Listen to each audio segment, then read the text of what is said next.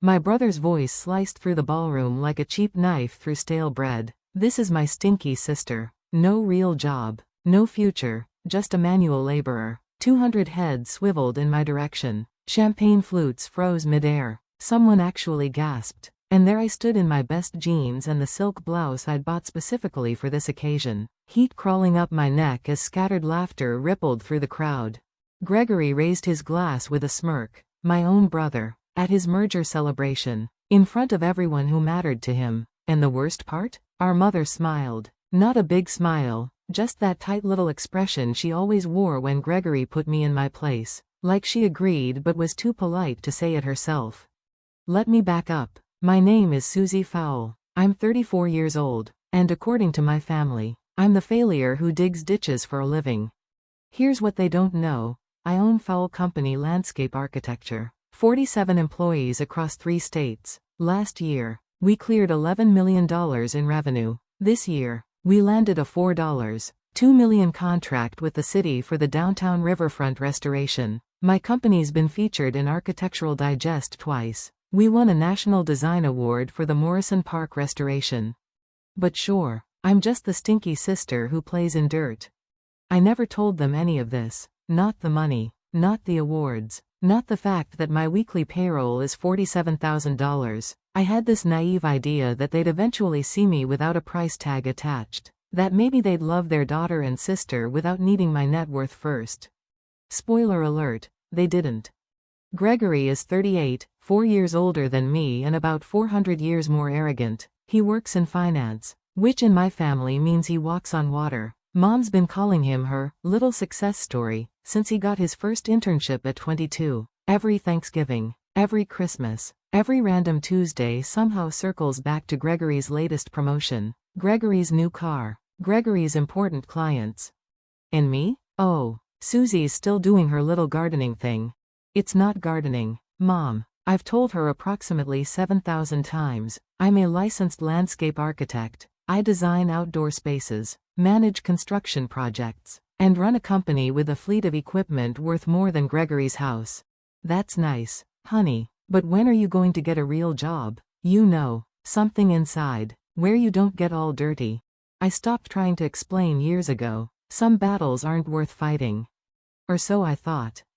Gregory called me 3 weeks before his big merger party. He said he wanted me there, which should have been my first red flag. Gregory never wants me anywhere. I'm the embarrassing relative he pretends doesn't exist at his fancy networking events. His exact words were, "Listen, Susie, this is a really important night for me. Serious people will be there, so maybe don't talk too much about your ditch digging business, okay? I don't need you embarrassing me."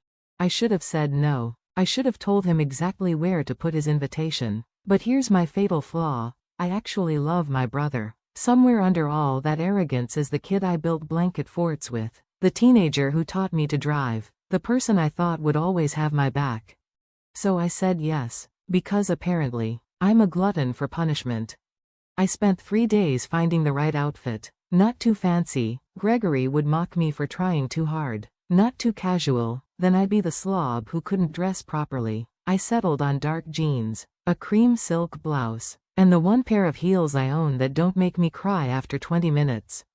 When I walked into that ballroom, I actually felt hopeful. Maybe this would be different. Maybe Gregory would introduce me properly, and I could have a normal conversation with normal people who didn't already assume I was worthless. Then I saw the venue, and I almost laughed out loud. The Grand Metropolitan Hotel, specifically the newly renovated Grand Metropolitan with its award-winning outdoor terrace, sustainable garden features, and custom water installation. I should know, my company designed and built all of it. We finished the project 14 months ago. There's a bronze plaque by the fountain with our name on it, Fowle Company, right there in the lobby. My brother had walked past it without a second glance. I grabbed a glass of champagne and tried to find a quiet corner. That's when I spotted my mother making her grand entrance, heading straight for Gregory like a moth to flame. She hugged him for a solid 30 seconds. When she finally noticed me, I got a brief wave and a look that clearly said, "Don't cause problems tonight." "Hi, Mom. I'm fine. Thanks for asking. My business is thriving. I just hired 3 new project managers. But yes, Let's definitely talk more about Gregory's suit. I was mentally composing my escape plan when I felt a tap on my shoulder, and there stood Todd Brennan, my ex-boyfriend, the man who dumped me 8 years ago because I was, quote, going nowhere with that lawn mowing thing of yours. The man who told me I had no ambition and would never amount to anything. He'd gotten a hair transplant since I last saw him. It looked like someone had glued a small, frightened animal to his forehead. But sure, I was the one who'd let myself go. Susie, he said, acting like we were old friends instead of exes who hadn't spoken in nearly a decade. Wow, you look the same. Thank you, Todd. You look different, very different, like a completely different hairline. He didn't catch the sarcasm. He never did. Turns out Todd was Gregory's potential investor. Of course he was, because this night wasn't already a disaster waiting to happen. Before I could excuse myself to go literally anywhere else, Gregory clinked his glass and called everyone's attention. He pulled me toward him with one arm, that big fake smile plastered across his face, and then he said it. Everyone, I want you to meet my family. This is my beautiful wife, Vanessa, my wonderful mother, Diane, and this is my stinky sister. No real job, no future, just a manual laborer. The room erupted in laughter. My mother smiled. Todd snorted champagne through his nose, the only satisfying moment of the entire evening, and I stood there frozen, wondering how I'd spent 34 years loving people who couldn't even pretend to respect me. But here's the thing about being underestimated your whole life. You learn to watch, you learn to wait, and you notice things other people miss, like the way Gregory kept checking his phone with barely concealed panic, the way his smile didn't quite reach his eyes, the way he drank 3 glasses of champagne in 20 minutes. Something was wrong. And one older gentleman in the corner noticed it too. He wasn't laughing at Gregory's joke. He was watching my brother with the focused attention of a hawk spotting prey. Our eyes met across the room. He raised his glass to me just slightly. I had no idea who he was, but I was about to find out. If you're enjoying this story, please subscribe and tell me in the comments where you're watching from and what time it is there. I see everything. Thank you so much for your support. Now, where was I? Oh, yes, standing in the middle of my personal nightmare. While 200 strangers laughed at me, the party continued around me like nothing had happened. To them, Gregory's little joke was already forgotten, just another moment of networking entertainment, but I could still feel the echo of it in my chest, that familiar weight of being the family disappointment. Vanessa materialized beside me like a designer-dressed vampire sensing wounded prey. My sister-in-law had perfected the art of the compliment that was actually an insult. Oh, Susie, she cooed, looking me up and down. Couldn't find anything nicer to wear? I mean, it's fine for you. Very practical. Vanessa wore a dress that probably cost more than my first truck. Her blonde hair was styled in that complicated updo requiring 3 hours with a professional. She looked like she'd stepped out of a magazine, if that magazine was called Women Who Married for Money Monthly. Thanks, Vanessa. I love your dress. Very tight. She couldn't tell if I was being nice or not. Vanessa never could figure me out, which I consider one of my greatest accomplishments. The next hour was a masterclass in social torture. Todd kept popping up wherever I went, making condescending comments about how I should really consider a career change before it was too late. My mother cornered me twice to remind me that Gregory was nervous and I should be supportive instead of sulking in corners. Gregory himself paraded around like a peacock who'd discovered the secret to eternal smugness. But I kept watching, and I kept noticing things. Gregory's investor presentation was flashy but vague. Lots of promises about growth and opportunities, very few actual numbers. The executives from the company he was merging into looked polished and confident, but they also kept exchanging glances whenever Gregory spoke, the kind of glances that said, "Are you hearing this too? I know about business. You don't build a $12 million company without learning how to read a room." And this room was reading Gregory as someone who was selling harder than he should need to. That's when I spotted my father. He was sitting in a chair near the window, looking smaller than I remembered. When did Dad get so thin? He was 72, but had always seemed strong, capable, eternal in the way fathers are supposed to be. Now he looked tired, confused. His suit hung on him like it belonged to someone else. Mom stood over him, talking in that sharp whisper she uses when she's annoyed. Dad just nodded along, not really engaging. I started walking toward them when Gregory intercepted me. Hey, not now, he hissed. Dad's fine. Don't make a scene. I'm not making a scene. I want to say hi to our father. Later. I need you to mingle. Todd thinks you might be a good contact for some of his lower-tier clients. Small landscaping jobs. That sort of thing. It would be good for you to have something on your resume. I literally own a company. Gregory, I have a resume. It has things on it. He waved his hand dismissively. You know what I mean, real experience. Come on, don't be difficult. I let him lead me away because I was too stunned to argue. Small landscaping jobs. Lower-tier clients. My company had just finished a project for the governor's mansion. But sure, let's start small. Todd was waiting with that hair transplant smile. He launched into a monologue about his investment philosophy while I mentally calculated how many of his portfolios I could buy outright. The answer was most of them. You know, Susie, he said, leaning in like he was sharing a secret. I always knew you had potential. You just needed direction. If you'd stayed with me, I could have helped you become something. I became something without you, Todd. That's kind of the point. He laughed like I'd told a joke. That was always your problem. No sense of what you could achieve with the right guidance. I was about to tell him exactly where he could put his guidance when I heard Vanessa's voice rise above the crowd. She was talking to a group of women near the bar, and she wasn't being quiet about it. Oh, Susie? She's sweet. Really. A bit simple. She digs holes for a living. I keep telling Gregory he should help her find a real career. But you know how family is, you can't choose them. The women laughed. Polite. Social laughter, the kind that agrees without committing. My mother was in that group. She didn't laugh. But she didn't defend me either. She just sipped her wine and studied the ceiling like it was the most fascinating architecture she'd ever seen. Something inside me cracked. Not broke, I've had too much practice for that. But cracked. Like ice before it gives way. I needed air. I slipped out to the terrace. My terrace. The one my company had designed. The evening air was cool, and I could smell the jasmine we'd planted in the raised beds. Everything out here was my work, my vision, my success, and nobody inside had any idea. That's when the older gentleman from earlier stepped through the doors. He was tall, maybe late 60s, with silver hair and the kind of expensive casual that says, I don't need to try anymore. His watch probably cost more than my first 3 years of business earnings combined. Beautiful work out here, he said, nodding at the garden beds, the water feature especially. Very sophisticated design. Thank you. He smiled. You did it, didn't you? This terrace. I recognized the style from Morrison Park. I blinked at him. How do you know about Morrison Park?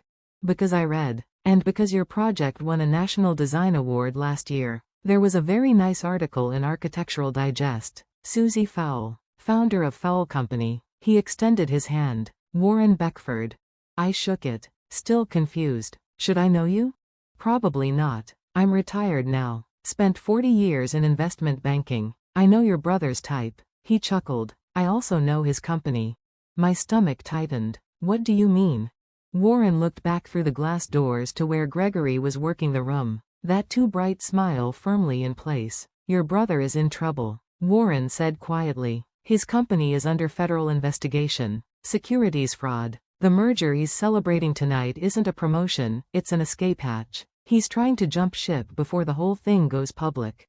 I felt the ground shift beneath me. That's not possible. Gregory is the golden child, the success story. Warren's expression was kind but serious. The investigation has been ongoing for 8 months. I still have friends in the industry. The firm he's joining is essentially buying his silence, but they don't know what I know. He paused. And I'm guessing they don't know what you know either. What I know? Warren nodded toward my father, still sitting alone by the window. Your father looks worried, confused. Has Gregory been helping him with his finances? The crack inside me widened. How did you know that? I didn't, but I've seen this pattern before. When people get desperate, they take from the people who trust them most. I stared at my father through the glass. Dad had mentioned money being tight lately. I'd assumed it was just the economy, maybe some bad investments. But what if it was worse? Warren handed me his card. I think you should look into this quietly. And if you find what I suspect you'll find, you should know that your brother's house of cards is about to collapse. The only question is who gets buried underneath. He left me standing on my own terrace, surrounded by my own work, with the sudden terrible certainty that everything I thought I knew about my family was wrong. Gregory wasn't the success story. He was the con man. And Dad might be his victim. I didn't sleep that night. I lay in bed staring at the ceiling. Warren Beckford's business card on my nightstand like a ticking bomb. Federal investigation. Securities fraud. The words kept rolling through my mind like thunder in the distance. Part of me wanted to believe it wasn't true. Gregory was arrogant. Sure. Dismissive. Absolutely. A world-class jerk who'd humiliated me in front of 200 people, definitely. But a criminal? That seemed like a stretch, even for him. Then I remembered Dad's face at the party. The confusion. The way his suit hung too loose. The way Mom kept snapping at him like he was a child who couldn't be trusted to behave. I've always had good instincts. You don't survive in construction without learning to trust your gut. When a contractor is lying about materials, you feel it. When a client is hiding budget problems, you sense it. When something is wrong, your body knows before your brain catches up. My body was screaming that something was very, very wrong. At 6 in the morning, I gave up on sleep and did what I always do when I need to think. I drove to a job site. We were in the middle of installing a Japanese garden for a tech executive in the suburbs, and watching the crew work always calms me down. I sat in my truck, a 10-year-old Chevy Silverado with 200,000 miles, and a dent in the tailgate from the time my foreman accidentally backed into a boulder. I love that truck. It's paid for. It runs perfectly. And it doesn't care how much money I make, unlike certain family members I could mention. The morning sun came up over the construction site, and I made a decision. I was going to find out the truth. First, I called Warren Beckford. He answered on the second ring, which told me he'd been expecting my call. I asked him to tell me everything he knew about the investigation into Gregory's company. The conversation lasted 45 minutes. Warren was careful to only share what was technically public information or common knowledge in financial circles. But it was enough. Gregory's firm had been cooking the books for years, inflating returns, hiding losses, moving money around to cover gaps. The SEC had been building a case for nearly a year. Gregory wasn't just going to lose his job, he was potentially facing criminal charges. But Warren also admitted he didn't know everything. The family stuff, the personal finances, that's beyond my scope. But I know the pattern. Susie, when these guys start to feel the pressure, they look for lifeboats. And usually those lifeboats belong to people who trust them. People like our father. I thanked Warren and hung up. Then I sat in my truck for another 20 minutes. Watching my crew move boulders into position, thinking about my next move. Here's something about me that my family never understood. I didn't build a $12 million company by accident. I built it by being methodical, patient, and very, very thorough. When I take on a project, I plan every detail. When I face a problem, I gather information before I act. When I make a decision, I make sure I have the evidence to back it up. Gregory had spent his whole life underestimating me. He thought I was the dumb sister who got lucky with a small business.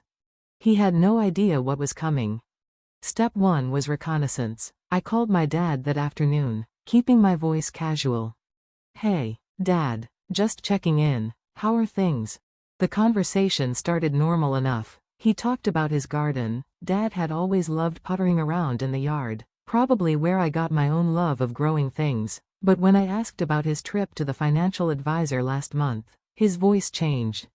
Oh, that? Gregory's handling all that now. Said it would be easier if he managed everything together. Something about better returns. I kept my tone light, despite the alarm bells ringing in my head. That's nice of him. So Gregory has access to your accounts? He has power of attorney, Dad said, like it was the most normal thing in the world. Your mother insisted. She said I was getting too old to handle the complicated stuff. Power of attorney. My 38-year-old brother had power of attorney over our 72-year-old father's finances, and nobody had bothered to tell me. I ended the call with a cheerful goodbye and immediately called my attorney. Rachel Park has been my business lawyer for 8 years. She's handled everything from contract disputes to employee issues, and she's the smartest person I know when it comes to protecting assets. I told her what I suspected, and she went quiet for a long moment. Susie, if what you're telling me is true, this could be elder financial abuse. That's a serious crime. You need to be careful here. If you're wrong, you could damage your family relationships permanently. If you're right, she paused. If you're right, your brother could go to prison. I know. Rachel recommended a private investigator she'd worked with before, a guy named Frank Moretti who specialized in financial fraud. I called him within the hour. Frank was gruff, direct, and completely unimpressed by family drama. Just tell me what you need, and I'll find it, he said. Save the soap opera for the holidays. I think my brother has been stealing from my father. I need proof.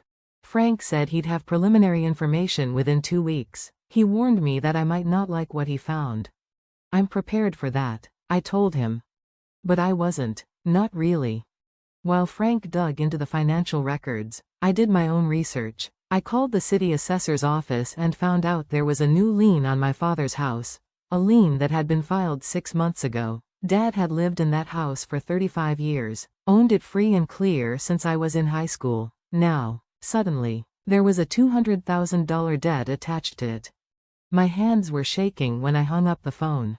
I also discovered something interesting about the firm Gregory was supposedly merging into. They were legitimate, successful, well-respected, but they had a reputation for being extremely cautious about partnerships. They did extensive due diligence, background checks, financial audits, the works, which meant either they hadn't finished their research on Gregory yet, or someone had given them incomplete information. Warren had mentioned he still had contacts in the industry. I wondered just how much influence a retired investment banker might still have. 3 days after the party, I drove to visit my parents. Not to confront anyone, I needed more evidence for that. I just needed to see my father, to assess the situation with my own eyes. What I found made my blood run cold.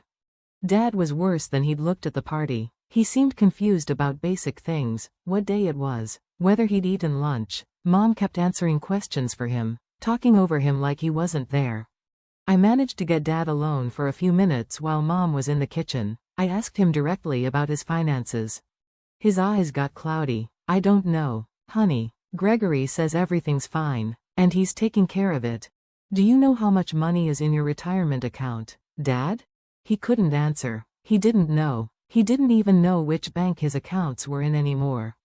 Gregory takes care of everything, he repeated, like a mantra. Gregory knows exactly what he's doing. I left my parents' house that day with tears burning my eyes and fury lodged in my chest like a knife. My brother had exploited our father's trust, his aging mind, his absolute belief that family would never hurt him. Gregory had built his career on looking smart while other people did the real work. Now he was building his escape fund on our father's life savings.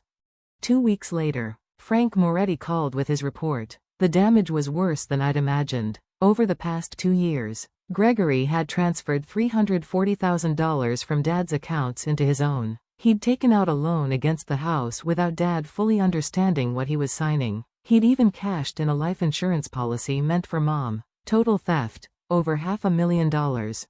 My father had worked 40 years as an electrician. He'd saved carefully, lived modestly, built a nest egg meant to carry him and Mom through their final years, and Gregory had stolen nearly all of it. I sat in my office with Frank's report in my hands, looking out at the company I'd built from nothing. 47 employees depended on me, millions in contracts, a reputation earned through sweat and determination and thousands of hours of hard work. Gregory had never worked a day like that in his life. He just took and took and took. But his taking was about to stop. I called Rachel. Then I called Warren. Then I called a contact I'd made 3 years ago when my company did the landscaping for the federal building downtown, a guy named Jerome Williams who worked in the FBI's Financial Crimes Division. Gregory thought he was the smart one in our family. He was about to learn just how wrong he was. The next 3 weeks were the most focused of my life, and considering I once managed 17 construction projects simultaneously during a supply chain crisis, that's saying something. I set up what I called my war room in my home office. Frank Moretti's financial report, bank statements, property records, a timeline of every suspicious transaction Gregory had made. I covered an entire wall with documents and sticky notes, like some kind of revenge-themed Pinterest board. My cat, Biscuit, was very concerned about my mental state. She kept sitting on the most important documents and meowing at me like she was trying to stage an intervention. But Biscuit doesn't understand complex financial fraud, so I ignored her professional opinion. Jerome Williams at the FBI was more helpful than my cat, though slightly less cuddly. When I called him with what I'd found, there was a long pause on the line. "Miss Fowl," he finally said, "you understand that what you're describing is a separate crime from what we're already investigating? I know securities fraud is one thing, but stealing from a 72-year-old man with declining cognitive function? That's elder financial abuse. That's serious." Jerome asked me to send everything I had, Frank's report, the bank records, the property liens, all of it. He promised to review it personally and get back to me within a week. True to his word, he called 6 days later. "We're very interested in pursuing this," he said. "The elder abuse charges would be state level, but given the overlap with our federal investigation, we can coordinate. However, we need to do this carefully. Your brother is already a person of interest in our case. If he gets spooked and runs, we lose everything. What do you need from me?" Jerome explained that the FBI had been building their case against Gregory's company for months. They had evidence of securities fraud, falsified reports, and misappropriated client funds. Gregory wasn't the mastermind, that honor went to his boss, but he was complicit enough to face serious charges. The problem was timing. They wanted to arrest the key players simultaneously to prevent anyone from destroying evidence or fleeing. My evidence about the theft from Dad added another dimension, but it also complicated things. "We need a controlled environment," Jerome said. "Somewhere we know he'll be. Somewhere we can coordinate with local authorities." That's when I remembered Gregory's announcement at the party. He was planning a family dinner at an upscale restaurant next month, a celebration of his merger, with his new business partners in attendance. "What if I told you exactly where he'll be?" I said. "On a specific night, surrounded by all the people he's trying to impress?" Jerome was quiet for a moment. Then he said, "Tell me more." Over the next 2 weeks, I became the world's most supportive sister. I called Gregory to congratulate him on the merger. I sent Vanessa flowers with a note saying I was so happy for them. I even called my mother and suggested we all get together to celebrate Gregory's success properly. Mom was suspicious at first. "Since when do you care about Gregory's career?" "I've been thinking about what you said," I told her, nearly choking on my own words. "About being more supportive. About appreciating what Gregory has accomplished. I want to try harder." Mom practically melted through the phone. "Oh, Susie, that's so mature of you. Gregory will be so pleased." Gregory was, indeed, pleased. So pleased that he called me himself, which hadn't happened in approximately 3 years.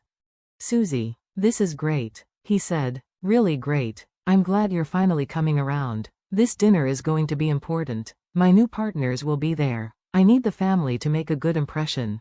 I'll be on my best behavior," I promised.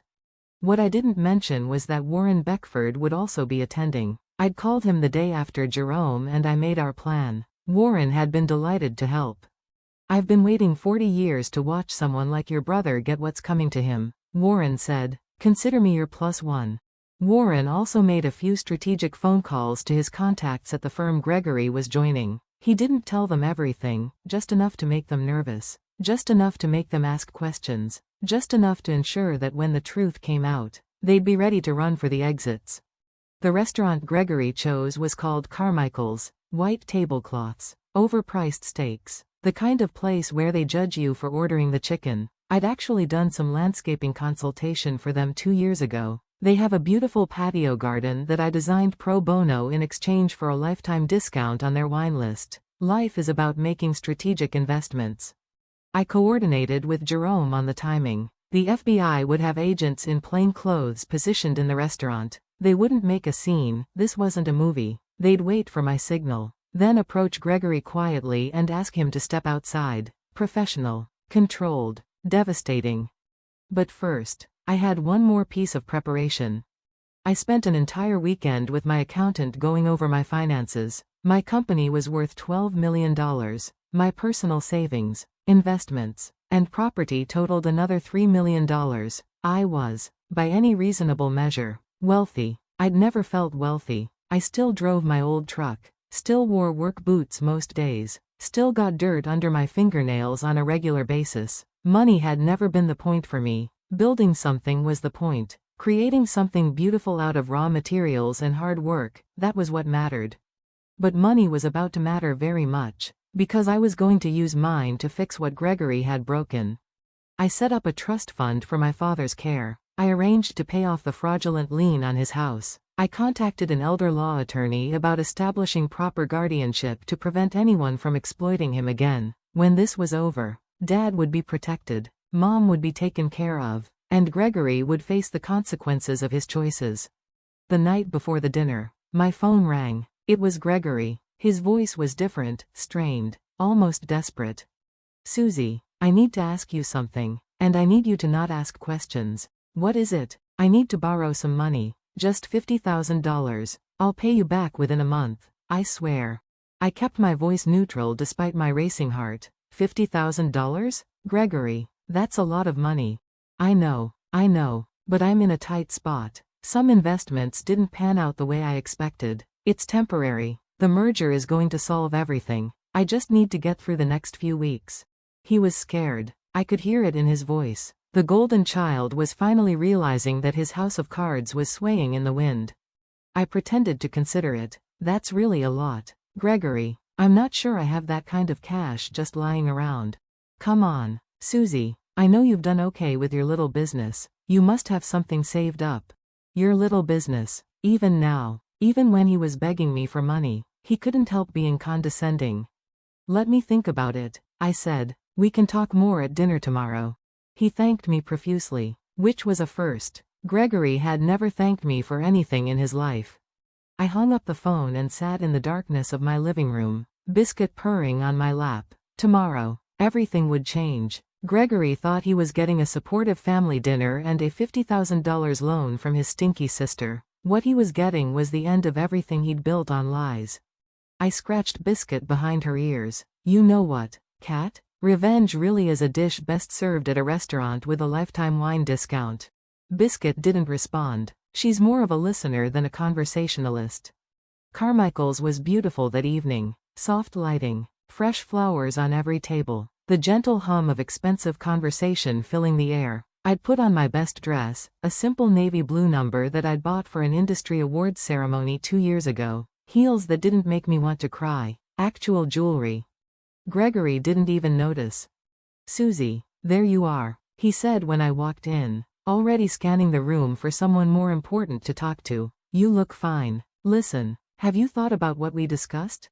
"We can talk later," I said. "After dinner. Let's not make this about money." He practically vibrated with frustration but forced a smile. Right. Family first." The private dining room was already filling up. Gregory's new partners from the merger firm, 2 polished executives named Richard and Sandra, who looked like they'd been manufactured in a laboratory for maximum corporate blandness. Vanessa, glittering in a dress that probably cost more than my first year of business revenue. Mom, regal in her disapproval. Dad, looking confused but happy to be included. And Todd, because of course Todd was there, still chasing Gregory's coattails, still sporting that unfortunate hair transplant, still convinced he was the smartest person in any room. He made a beeline for me immediately. "Susie, wow, you clean up nice. I almost didn't recognize you without the dirt." "Thanks, Todd. I almost didn't recognize you with the hair."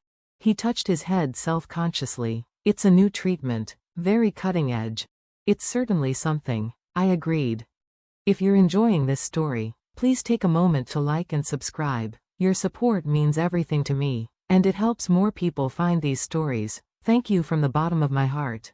Now, back to the moment I'd been waiting for. Warren Beckford arrived precisely on time, looking distinguished in a charcoal suit. He shook hands with Richard and Sandra, who clearly recognized his name and reputation. Their eyes went wide. "Warren Beckford?" Richard said. "I didn't realize you'd be here." Warren smiled pleasantly. "I'm an old friend of the Fowl family. Susie invited me." Gregory's face went through several colors in rapid succession. He hadn't known I knew Warren. He certainly hadn't expected me to invite industry royalty to his dinner. That's great. Gregory managed. The more the merrier. We took our seats. The wine was poured. The appetizers arrived. Gregory stood to make his toast. Thank you all for being here tonight, he began, that familiar smug smile firmly in place. This merger represents everything I've worked for. A new chapter. A chance to prove that hard work and smart decisions always pay off. He gestured around the table. I'm surrounded by the people who matter most, my beautiful wife, my wonderful mother, my new partners, who I know will lead us to incredible success. He paused, looking at me, and even my sister, who's finally learning to appreciate what real success looks like. Some of us work with our hands, some of us work with our minds. I've always believed that the mind is the more valuable tool. Polite laughter around the table. Mom beamed. Dad looked confused. Vanessa smirked. And Todd actually winked at me, like we were sharing a joke at my expense. I smiled serenely and sipped my wine. Gregory continued his self-congratulatory speech for another 5 minutes. His voice was confident, but I noticed his hands were shaking slightly. The merger partners kept exchanging glances. Warren was watching everything with the patient attention of a man who'd seen this show before. Finally, Gregory raised his glass. To the future. To the future. Everyone echoed. That's when Warren cleared his throat. Before we drink to that, he said, standing slowly, I think there's something your new partners should see. He pulled a folder from his briefcase and slid it across the table to Richard and Sandra. Gregory went pale. What is this? What are you doing? Warren's voice was calm, almost gentle. It's the results of a preliminary audit, something your new partners requested quietly last week, after I suggested they might want to look more closely at the books. Richard opened the folder. His expression went from curious to horrified in about 3 seconds. Gregory, he said slowly, what is this? These numbers don't match what you showed us. These irregularities. That's a mistake, Gregory said, his voice rising. Those are old figures. The current situation is completely different. Sandra was reading over Richard's shoulder. This shows systematic falsification going back 3 years. There are SEC violations all over this. The room went silent. Every eye was on Gregory. And then his phone rang. He grabbed it like a drowning man reaching for a life preserver. Hello? His face went white. What do you mean? They're at my house? What warrant?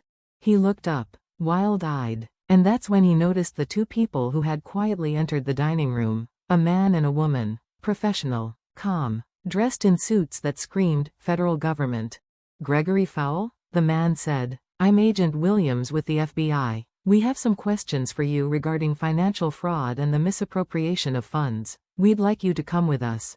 Gregory's mouth opened and closed like a fish. This is insane. I haven't done anything wrong. The female agent produced a document. We also have a warrant related to elder financial abuse, specifically the unauthorized transfer of funds from the accounts of Harold Fowle, your father. Dad looked up at the sound of his name. What's happening? Mom's face was frozen. Vanessa had gone completely silent, her champagne glass suspended halfway to her lips. Gregory turned to me, his eyes blazing. You did this. I stood up slowly, smoothing my dress. No, Gregory, you did this. I just made sure everyone found out. I addressed the table, keeping my voice steady. My brother has stolen over $340,000 from our father over the past 2 years. He took out loans against Dad's house without his informed consent. He exploited our father's trust and declining health to fund his lifestyle while his company collapsed around him.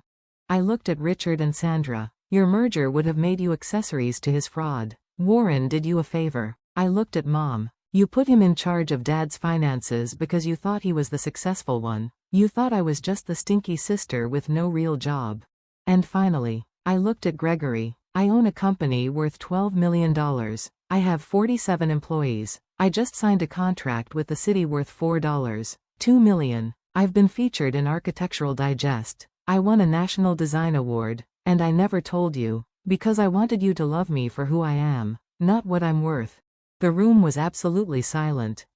But you didn't, I continued. You humiliated me, you dismissed me, and worst of all, you stole from the man who spent 40 years working to give us a good life.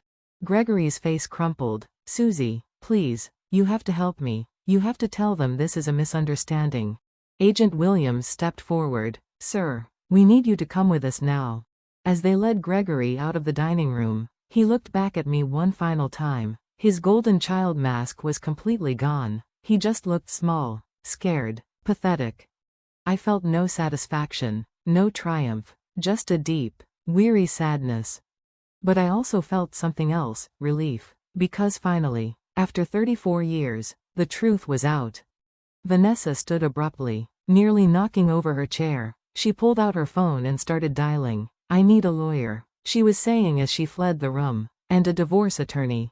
Todd sat frozen, his mouth hanging open. He'd almost invested his money with Gregory. He'd almost tied himself to a federal criminal. He looked at me like he was seeing me for the first time. You really own a $12 million company? Goodbye, Todd. I walked over to my father and took his hand. He looked up at me with tears in his eyes. Susie, he whispered, I'm so sorry. I didn't know. I trusted him. I know, Dad. It's not your fault. I'm going to take care of everything now. He squeezed my hand. You were always the good one. I should have seen it. We sat there together while the chaos swirled around us. Mom was crying. Richard and Sandra were making hurried phone calls. Warren was quietly finishing his wine with the air of a man who'd seen many empires fall. Outside, Gregory was being helped into an unmarked car. No handcuffs, not yet. But his career, his reputation, his marriage, his freedom, all of it was over. The stinky sister had won. 1 month later, I stood on a construction site in the early morning light, watching my crew install the final water feature for the downtown riverfront project. The air smelled like fresh earth and possibility. My boots were muddy, my hands were dirty, and I had never felt more like myself. Gregory's arrest had made the local news, though I'd refused all interview requests. The federal charges for securities fraud were proceeding alongside the state charges for elder financial abuse. His assets were frozen. His former company had collapsed entirely. The merger, obviously, was dead. Vanessa filed for divorce 48 hours after the dinner. I heard she was already dating one of her divorce attorneys. Some people really do land on their feet. Todd had called me twice, leaving increasingly desperate voicemails about how he'd always believed in me and maybe we could get coffee sometime. I deleted both messages without responding. Some bridges aren't worth rebuilding. They're worth watching burn from a safe distance with a nice glass of wine. The money Gregory stole from Dad was being recovered through the legal process, but I didn't wait for that. I paid off the fraudulent lien on my parents' house immediately. I set up a trust for Dad's care with my own funds. I hired a part-time caregiver to help Mom manage his needs. Dad's cognitive decline was real, but he was doing better now that the stress of his financial confusion was gone. He spent most days in his garden, puttering around with his tomato plants, occasionally calling me to chat about nothing in particular. Those calls were the best part of my week. Mom and I had a complicated conversation a few days after the dinner. She didn't apologize, that's not really her style, but she did say something that surprised me.